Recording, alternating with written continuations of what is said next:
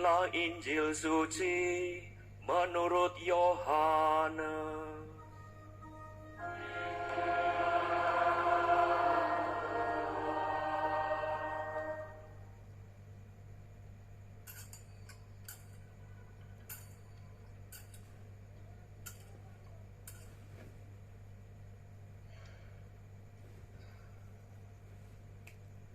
Sebelum hari raya Paskah mulai, Yesus telah tahu bahwa saatnya sudah tiba untuk pergi dari dunia ini kepada Bapa.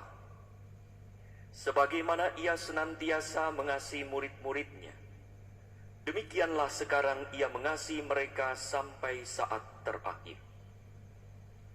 Ketika mereka sedang makan bersama, iblis telah membisikkan dalam hati Yudas Iskariot, anak Simon, rencana untuk mengkhianati Yesus.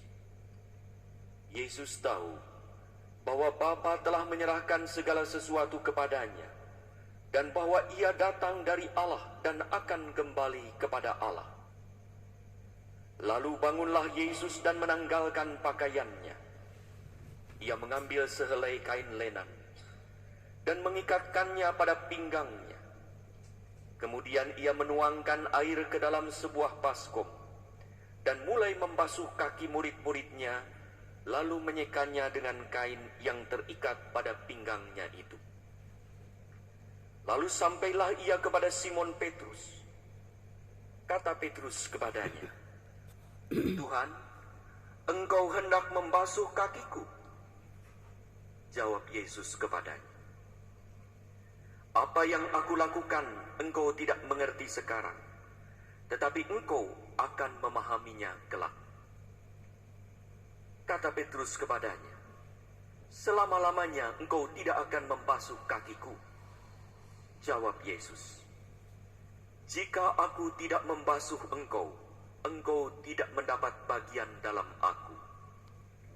Kata Simon Petrus kepadanya, "Tuhan, jangan hanya kakiku saja, tetapi juga tangan dan kepalaku." Kata Yesus kepadanya, "Siapa saja yang telah mandi, ia tidak usah membasuh diri lagi selain membasuh kakinya, karena ia sudah bersih seluruhnya. Kamu pun sudah bersih, hanya tidak semua." Yesus tahu siapa yang akan menyerahkan Dia, karena itu Ia berkata, "Tidak semua kamu bersih." Sesudah membasuh kaki mereka, Yesus mengenakan pakaiannya dan kembali ke tempatnya.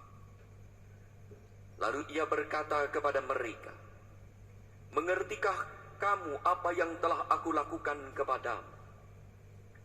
Kamu menyebut aku guru dan Tuhan, dan katamu itu tepat. Sebab memang akulah guru dan Tuhan. Jadi jika aku Tuhan dan gurumu membasuh kakimu, maka kamu pun wajib saling membasuh kaki. Sebab aku telah memberikan suatu teladan kepadamu, supaya kamu juga melakukan seperti yang telah aku lakukan kepadamu."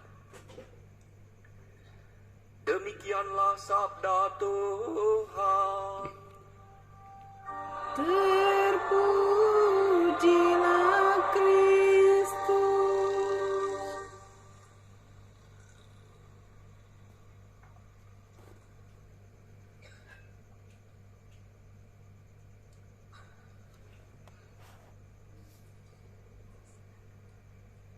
Saudara-saudari yang terkasih,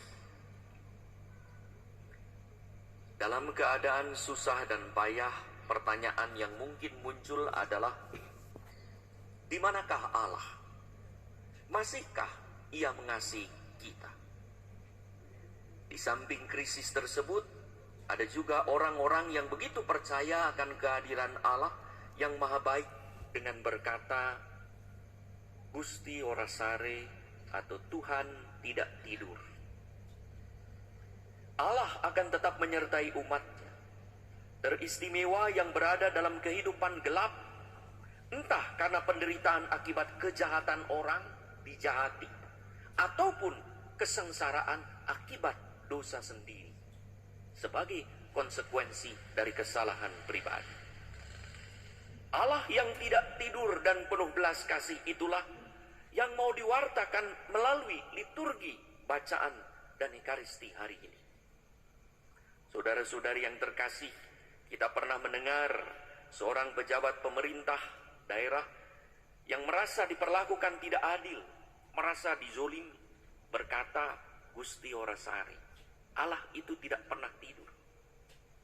Ini adalah sebuah kepercayaan sekaligus doa bahwa Allah yang Maha Kuasa dan penuh belas kasih akan mengungkapkan kebenaran dan menyatakan keadilan.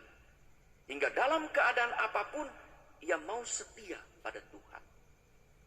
Maka keyakinan ini mengungkapkan dalam seluruh perjalanan hidup kita, baik dalam suka dan duka, tanpa henti, Allah selalu hadir, tahu, dan menyaksikan hidup kita. Maka disebut tidak pernah tidur.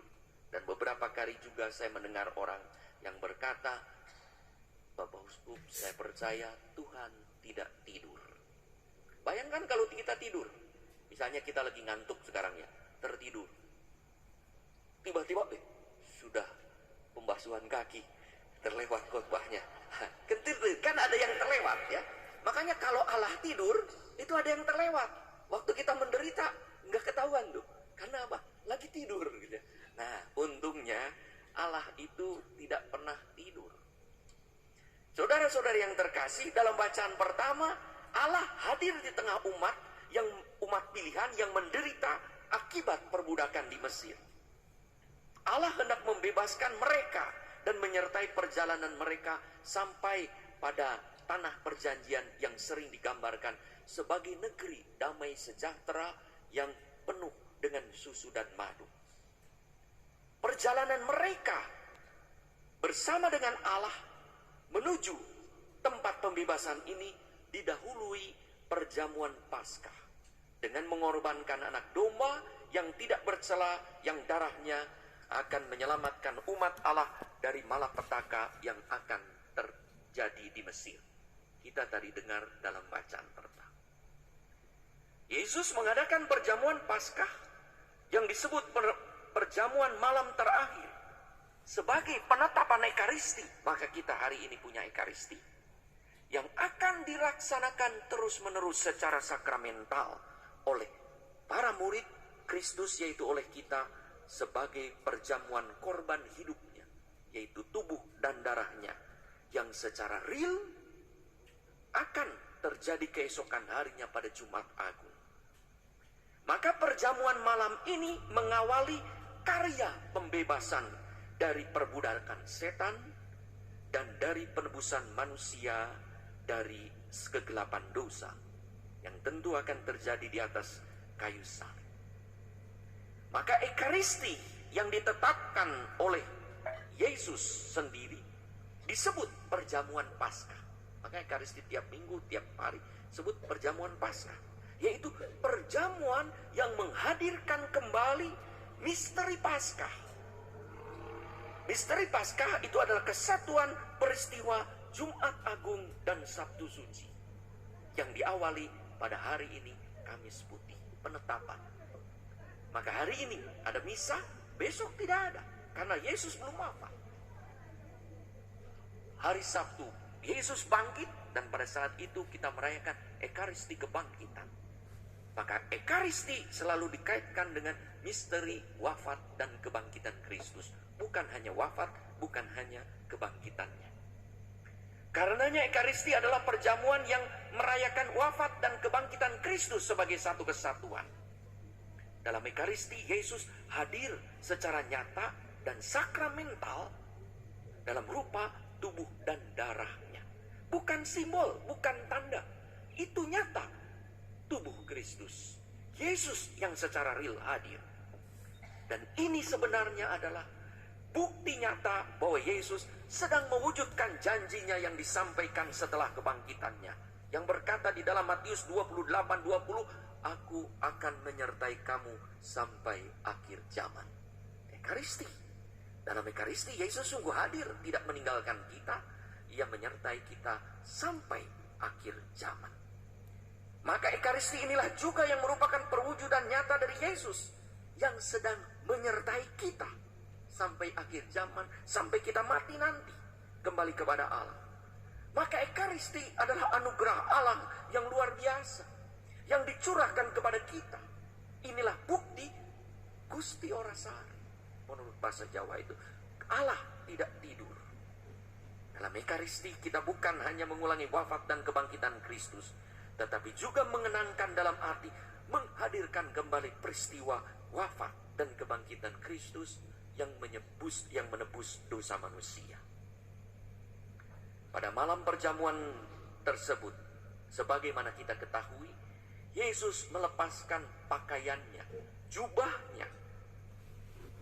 Tanda sebagai raja, sebagai Tuhan, dia lepaskan. Dan mengenakan kain lenan, tanda seorang hamba yang menegaskan bagaimana putra Allah turun ke dunia, melepaskan tahta dan mahkota kemuliaannya untuk menjadi hamba yang membasuh kekotoran manusia dan menghapus dosa manusia. Maka dikatakan di dalam Filipi 2:7, ia mengosongkan dirinya sendiri dan mengambil rupa seorang hamba dan menjadi manusia sama dengan manusia. Saudara-saudari yang terkasih, pembasuhan menjadi syarat mutlak untuk ikut perjamuan Tuhan, yaitu menikmati buah-buah penebusan Paskah, kebangkitan dan kemuliaan Tuhan. Untuk itulah Yesus menegur Petrus yang tidak mau dibasuh kakinya, yang tidak mau dibersihkan. Jikalau aku tidak membasuh engkau, engkau tidak mendapat bagian dalam aku, dalam wafat dan kebangkitan serta kemuliaan Tuhan. Maka perlulah kita juga rendah hati, dibasuh oleh Yesus. Datang kepada Yesus, menampilkan kekotoran kaki kita agar rela dibersihkan oleh Tuhan. Saudara-saudari yang terkasih, pada malam ini Tuhan yang tidak tidur berkeliling untuk membasuh kekotoran kita, menghapus dosa kita.